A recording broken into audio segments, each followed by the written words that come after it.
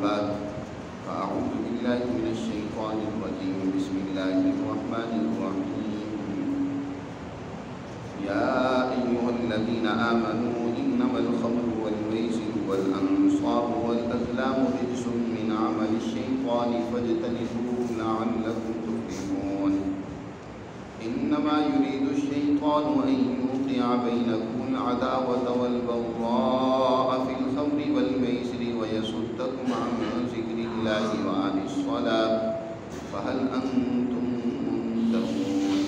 وأطيعوا الله وأطيعوا الرسول واحذروا فإن توليتم فاعلموا أنما على رسولنا البلاغ المبين ليس على الذين آمنوا وعملوا الصالحات جناح فيما طعموا إذا ما اتقوا وآمنوا وعملوا الصالحات ثم اتقوا وآمنوا ثم اتقوا وأحسنوا والله يحب المحسنين صدق الله العظيم.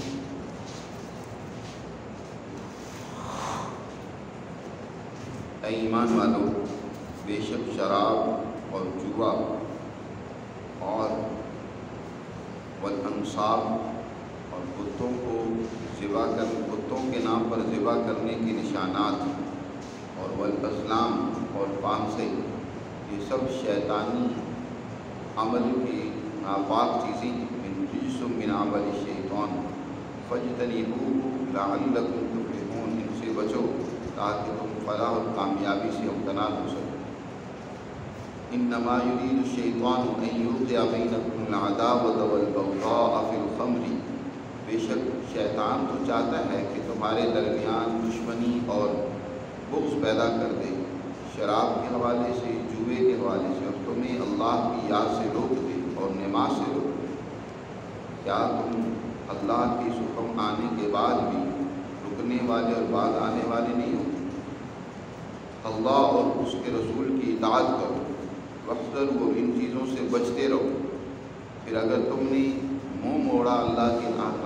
احکامات سے تو جان لو کہ بے شک ہمارے رسول کے ذمے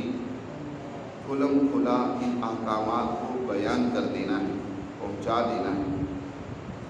ان لوگوں پر جو ایمان لائے اور اچھے کام کیے، کوئی گناہ نہیں ہے اس میں جو انہوں نے ماضی میں کھایا پیا، بشرطے کہ جو حکم آیا تو وہ اللہ سے ڈرے اور ایمان لائے اور اس کے مطابق انہوں نے اچھے عمل کیے. پھر وہ اللہ سے ڈرے، باز رہے ان برے کاموں سے اور ایمان پر قائم رہے. پھر انہوں نے تقوی اختیار کی اور اچھے کام بھی کرتے رہے تو اللہ اچھے کام کرنے والوں کو پسند کرتا ہے. گزشتہ آیات مبارکہ میں اللہ سبحانہ و تعالی نے محرمات کا ذکر کیا کہ جو چیزیں پاکیزہ اور حلال ہیں وہ تو تمہارے لیے حلال ہے، ان میں سے کوئی چیز بھی اللہ نے حرام نہیں کی. اور یہاں سے اللہ تعالی نے جو چیزیں زمانہ جاہلیت میں مسلمانوں میں رائج تھیں، اور بلکہ یوں کہا جائے کہ ان کی گھٹی میں پڑی ہوئی تھی، اسلام نے آ کر ایسے تمام اعمال ان کو تدریجاً روک دیا. شراب عربوں کے ہاں بکثرت استعمال ہوتی تھی، صرف عربوں میں ہی نہیں بلکہ دنیا بھر میں اس وقت بکثرت استعمال ہوتی تھی، اور عربوں میں بھی یہ بہت زیادہ استعمال کی جاتی تھی. اس لیے اس کا حکم دفعتاً نازل نہیں ہوا بلکہ تدریجاً نازل ہوا. نبی کریم صلی اللہ علیہ وسلم جب مدینہ منورہ تشریف لائے تو یہاں شراب کا کاروبار عروج پر تھا، لوگ پیتے بھی تھے، کاروبار بھی کرتے تھے. حضور صلی اللہ علیہ وسلم سے اس حوالے سے بعض اصحاب نے جب پوچھا تو اللہ کا یہ حکم نازل ہوا ابتدا میں، یسألونک عن الخمر والمیسر قل فیہما اسم کبیر ومنافع للناس واسمہما اکبر من نفعہما. یہ شراب اور جوے کے بارے میں آپ سے سوال کر رہی ہیں، انہیں بتا دیں کہ اس میں فائدہ بھی ہے. ظاہر ہے ایک شخص اس میں وقتی طور پر قوت اور طاقت بھی پیدا ہوتی ہے، لیکن ان میں جو نقصان ہے وہ فائدے سے کئی گنا بڑا ہوا ہے. یہی حکم شراب کا ہے اور یہی حکم جوے کا ہے کہ جوئے میں بھی ایک فرد کو تو فائدہ ہو رہا ہوتا ہے، دوسرے کا نقصان ہو رہا ہوتا ہے۔ اس کے بعد بعض صحابہ نے نماز جب پڑھائی تو نماز کے دوران، اس سے پہلے شراب استعمال کی ہوئی تھی، تو نماز کے دوران قرات ان پر خلط ہو گئی، تو اللہ نے دوسرا حکم نازل کیا، یا ایھا الذین آمنوا لا تقربوا الصلاۃ وانتم سکارى حتی تعلموا ما تقولون، جب تم نشے کی حالت میں ہو تو نماز کے قریب نہ ہو۔ اس دوران یہ بھی ہوتا تھا کہ جب مؤذن اذان دیتا تھا تو اذان کے بعد اعلان کر دیتا تھا کہ جس نے شراب پی ہو وہ مسجد میں نہ آئے، کہ نشے کی حالت میں تم اللہ کے دربار میں حاضر ہو سکتا ہے اپنے آپ کو بد دعائیں اور گالیاں دیتے رہو۔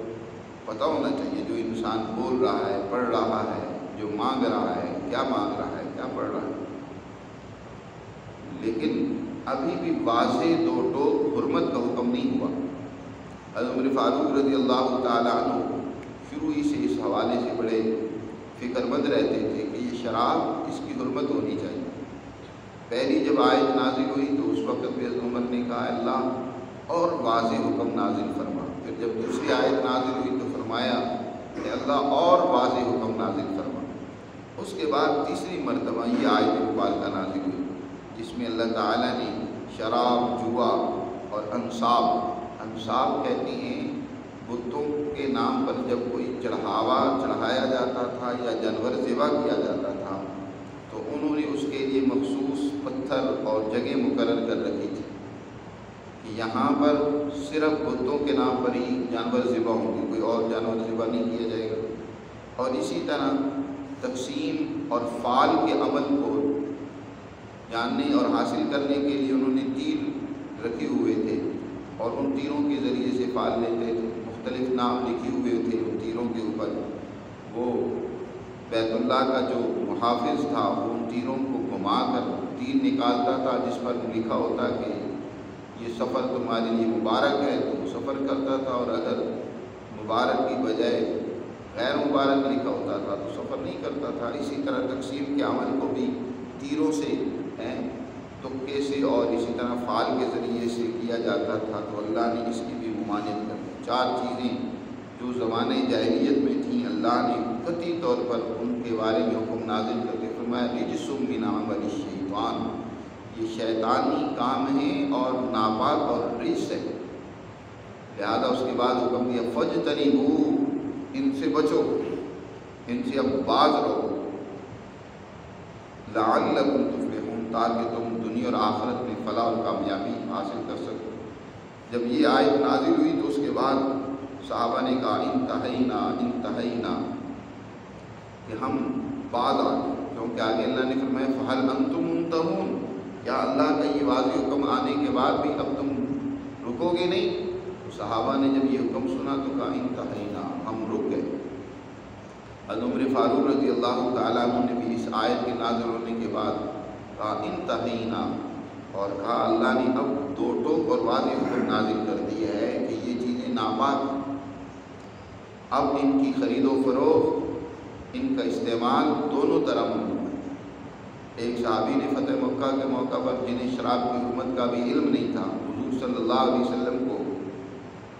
شراب کی ایک مشکیزہ پیش کیا۔ آپ نے فرمایا کہ کیا تم جانتے نہیں ہو کہ یہ چیز ناپاک اور حرام ہے؟ اس نے اپنے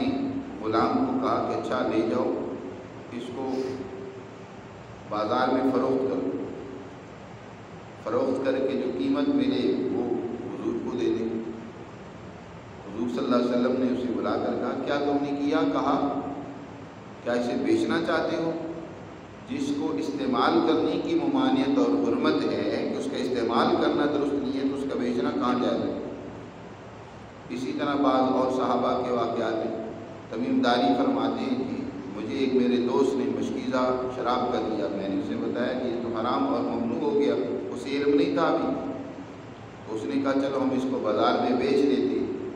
حضور صلی اللہ علیہ وسلم کو پتہ چلا تو فرمایا نہیں، تم میں سے پہلے اہل کتاب اس لیے تباہ و برباد ہوئے کہ اللہ نے جب ان پر چربی کو حرام کیا، گائے کی چربی حرام کی، تو انہوں نے چربی خود کھائی تو نہیں لیکن اسے پگھلا کر بازار میں بیچنا شروع کر دیا یا دوسرے استعمال میں لانا شروع ہو گیا۔ تو قرآن مجید نے فرمایا جو چیز ناپاک اور رجس ہے اس سے مکمل بچو، کسی استعمال میں بھی نہ لاؤ، نہ اس کی رقم استعمال میں نہ لاؤ، اور نہ ہی یہ کہ اسے بذات خود استعمال کرو۔ یہ شیطانی چیزیں ہیں۔ شیطان تو چاہتا ہے انما یرید الشیطان ان یوقع بینکم العداوۃ والبغضاء، ان چیزوں کے ذریعے سے مسلمانوں کے درمیان دشمنی اور عداوت پیدا ہوتی ہے۔ اب جوئے میں جس آدمی کا مال جاتا ہے اس کو کوئی سکون نہیں ملتا، وہ اس آدمی سے محبت نہیں کرتا بلکہ اس کے دل میں اس کی عداوت پیدا ہو جاتی ہے، دشمنی پیدا ہو جاتی ہے۔ اس طرح شراب کی عادت میں انسان جو ہے کوئی ایسا کام کر بیٹھتا ہے جس کے نتیجے میں بہت بڑے نقصانات اٹھانے پڑتے ہیں، جیسے کہ ایک واقعہ پہلے سورہ بقرہ میں نے ذکر بھی کیا تھا کہ علی رضی اللہ تعالیٰ عنہ اپنی شادی کا انتظام کرنے کے لیے ایک سنیارے کو ساتھ لے کر وہ جنگل میں گھاس کاٹنے گئے اور اپنی اونٹنیاں وہاں باندھ کر گئے مدینہ کی آخری کچھ گھروں کے پاس۔ جب واپس آئے تو حضرت حمزہ رضی اللہ تعالیٰ عنہ چند ایک اصحاب کے ساتھ وہاں بیٹھے شراب کی محفل چل رہی تھی، اور اس شراب کی محفل میں دوران شراب کچھ ایسے گا کر گانے والوں نے حضرت حمزہ کو اکسایا کہ انہوں نے اٹھ کر وہ مدہوشی کی حالت میں اونٹنیوں کو ذبح کر دیا۔ حضرت علی جب آئے واپس دیکھا اونٹنیاں ذبح ہوئی پڑی ہیں، بہت زیادہ پریشان ہوئے، حضور سے جا کر شکایت کی۔ حضور صلی اللہ علیہ وسلم نے جب سنا تو وہ آئے ادھر حضرت حمزہ کے پاس اور ان لوگوں کے پاس۔ حضرت حمزہ شراب کی حالت میں الٹا حضور صلی اللہ علیہ وسلم کے بارے میں کہنے لگے، کون ہو تم ہمیں روکنے والے؟ ہمیں معلوم ہے تم ہمارے باپ کے غلام ہی تو ہو۔ وہ نشے کی حالت میں عجیب و غریب باتیں کر رہے تھے۔ حضور نے فرمایا چلو ابھی اس کی بات سمجھنے کی حالت نہیں ہے، جب یہ حالت اس کی درست ہوگی پھر ہی سے بات کریں گے۔ تو اس طرح کے واقعات شراب کی حالت میں ہوئے اور ہو جاتے ہیں۔ کتنے قیمتی راز لوگ دشمن کے حوالے کر دیتے ہیں، نشے کی حالت میں پتہ ہی نہیں چلتا۔ تو فرمایا ان سے مکمل باز رہو، یہ تو دشمنی اور عداوتیں پیدا کرنے والی چیزیں اور اللہ کے ذکر سے روک دیتی ہیں، نماز سے روک دیتی ہیں، کیونکہ اس سے پہلے حکم نازل ہو چکا تھا کہ یہ پی کر نماز کے قریب نہیں آنا۔ تو میں فہل انتم منتہون، کیا اس واضح حکم کے آنے کے بعد بھی تم باز آؤ گے یا نہیں؟ صحابہ نے کہا کیوں نہیں، تنینا، ہم باز آ گئے۔ حدیث میں آتا ہے کہ جب شراب کا حکم نازل ہوا اور اس کی ممانعت کر دی گئی تو اب شراب ایسے صحابہ نے بہا دی جیسے کہ برسات میں پانی بہتا ہے۔ مدینہ کی گلیوں میں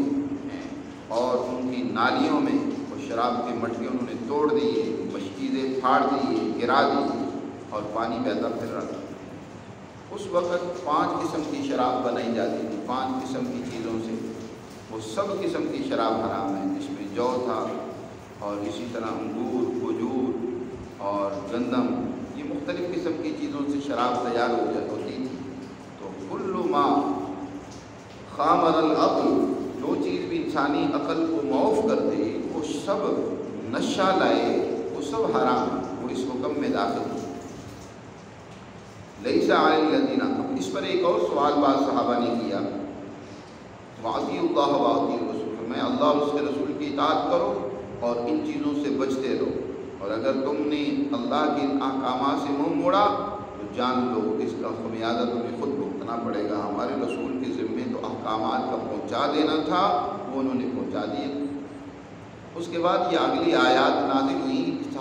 بعض صحابہ نے سوال کیا کہ اللہ کے رسول یہ اتنی ناپاک اور غلط چیزیں ہیں جو اب تک ہم استعمال کرتے رہے، اب تو ہم اس سے بعد آگے توبہ کر لیں، لیکن بہت سارے ہمارے مسلمان وہ ابھی اس حکم کے آنے سے پہلے ہی وہ دنیا سے چلے گئے، فوت ہو گئے،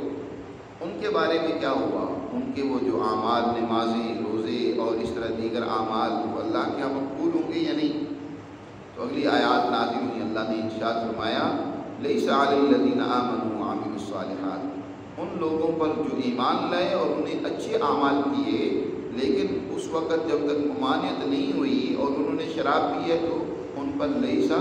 جناح، ان پر کوئی گناہ اور ہر ان پر الزام نہیں ہے، فیما طعموا اذا اتقوا وآمنوا، بشرطے کہ انہوں نے پرہیزگاری اختیار کی اور اللہ پر ایمان لیا اور نیک عمل کرتے رہے۔ پھر اس کے بعد جب حکم ممانعت کا آ گیا تو ثم اتقوا، پھر رک گئے اور اس سے باز رہے، وآمنوا، اور اللہ پر اپنی ایمان کو پختہ کیا، جو حکم نازل ہوا اس کو مانا اور پھر اس پر قائم رہے، دائم رہے، ثم اتقوا واحسنوا واللہ یحب المحسنین، اللہ تعالیٰ اچھا کام کرنے والوں کو پسند کرتا ہے۔ اور احسان یہ ہے کہ کام خوب دل جمی کے ساتھ کیا جائے۔ نبی کریم صلی اللہ علیہ وسلم سے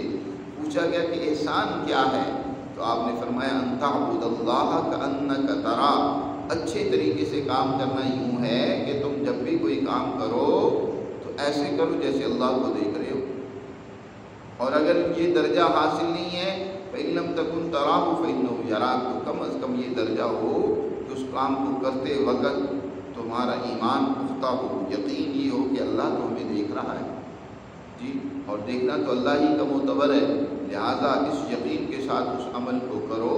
یہی احسان ہے کہ پورے دل کے اندر اللہ پر یقین و اعتماد کامل ہو اور اس عمل کو کرو۔ اس طریقے سے ان آیات مبارکہ میں اللہ نے شراب، جوا اور اسی طرح فال لینا اور بتوں کی عظمت کا دل میں ہونا، شرک کا یہ نہیں ہونا، ان کی اللہ نے قطعی طور پر ممانعت اور حرمت کا اعلان کیا ہے۔ اللہ ہمیں سمجھنے سے